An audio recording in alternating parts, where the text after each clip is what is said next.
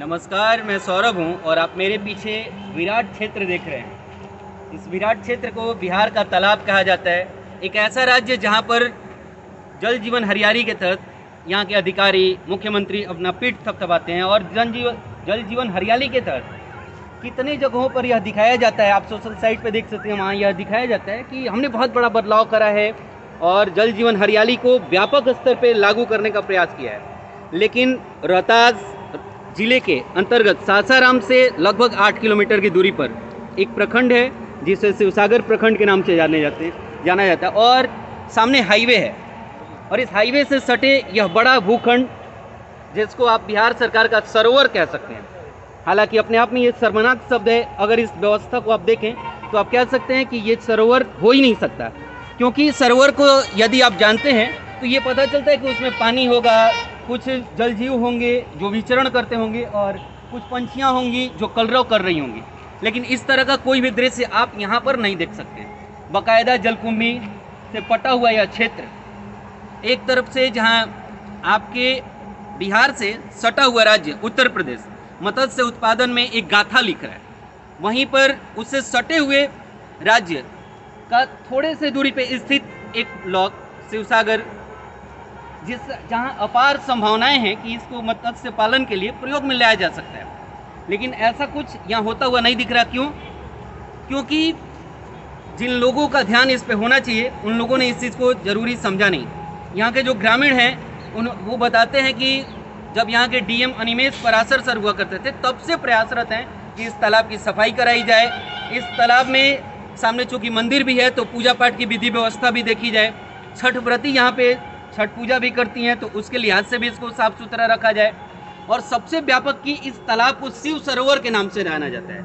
ऐतिहासिक दृष्टिकोण से देखें तो ये तालाब बताया जाता है कि शेरशाह सूरी ने खुदवाया था और शेरशाह सूरी ने इस तालाब को इसलिए खुदवाया था कि जो उस समय की डाक व्यवस्था थी तो जो सैनिक आते जाते थे, जो घुड़सवार आते जाते थे, वो घुड़सवार इस व्यवस्था में फिट बैठे, यहाँ पे विश्राम कर सकें, उनके जो घोड़े थे उनको यहाँ रखा जा सके और फिर यहाँ से वो यातायात की सुविधा अच्छे से चले। वही नहीं, यहाँ के लोग बताते हैं कि यदि 2-3 दशक पहले जब इतना यातायात प्रबल नहीं था तो उस समय जो इस रास्ते से गुजरने वाले राहगीर होते थे वो राहगीर भी यहाँ रुकते थे, विश्राम करते थे, इस जल का प्रयोग करते थे। और अभी वर्तमान परिस्थिति आपके सामने है। यहाँ पे कुछ ग्रामीण हैं जिनसे हम बातचीत करेंगे। क्या नाम हुआ आपका? तारकेश्वर नाथ गुप्ता। तारकेश्वर जी, कभी इस तालाब के लिए आप लोगों ने प्रयास नहीं किया? बहुत प्रयास किया है। सन 2004 में जब एनएच का निर्माण हो रहा था तो एनएच के निर्माण के समय से पहले हमारे तालाब का पानी का निकास था। इसका पानी का निकास जो है कि नहर में चला जाता था, लेकिन एनएच बनाते समय जो है कि एनएच के अधिकारियों द्वारा जो है इसमें जो हमारा करहा था पानी निकास वाला उसको बंद कर दिया गया, जिसको लेकर हम लोग बहुत प्रयास किए। उस समय डीएम अनिमेश कुमार जी थे और बीडीओ हमारे थे, जायसवाल जी भी थे। मतलब बीडीओ से लेकर और अपने माने अंचल से लेकर जिला अधिकारी तक प्रयास किया गया, मत्स्य विभाग तक आवेदन दिया गया।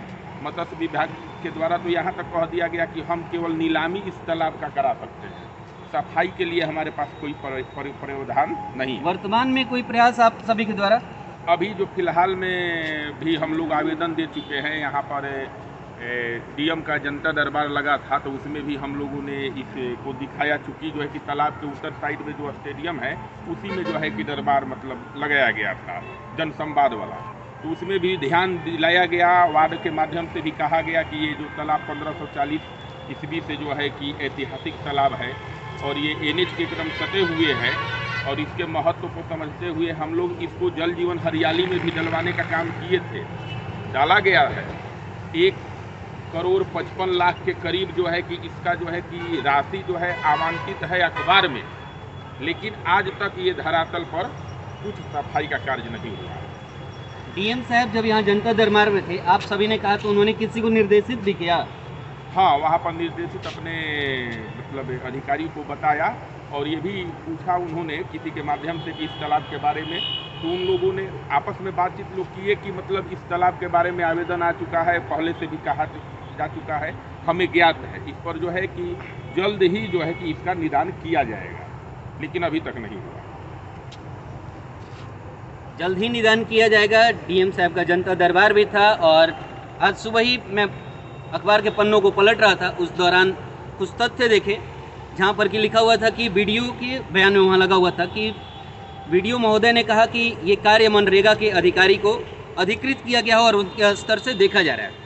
वहीं उनके नीचे एक और बयान था जिसमें मनरेगा के अधिकारी द्वारा कहा गया था कि चूंकि ये तालाब बहुत व्यापक है और मनरेगा में श्रम संसाधन का प्रयोग किया जाता है, अर्थात व्यक्तियों का प्रयोग किया जाता है, जिस लिहाज से इसके पानी निकासी या फिर जलकुंभी निकासी का कार्य जो काफ़ी कठिन है, इसके लिए जेसीबी की आवश्यकता होगी, जिसमें खर्च की अधिकता बढ़ जाएगी जो हमारे बजट से काफ़ी व्यापक होगा।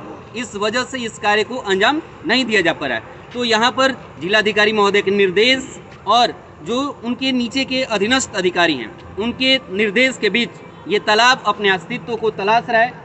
आगे देखा जाता है कि इस पर कौन सी प्रक्रिया सरकार के तरफ से आती है। हमारे माननीय मुख्यमंत्री के जल जीवन हरियाली के उद्देश्य को इस पे कितना लागू किया जाता है और बिहार के मत्स्य पालन के राजस्व में इसकी भूमिका किस प्रकार से देखी जाती है। आप वंदे भारत समाचार देख रहे थे, धन्यवाद।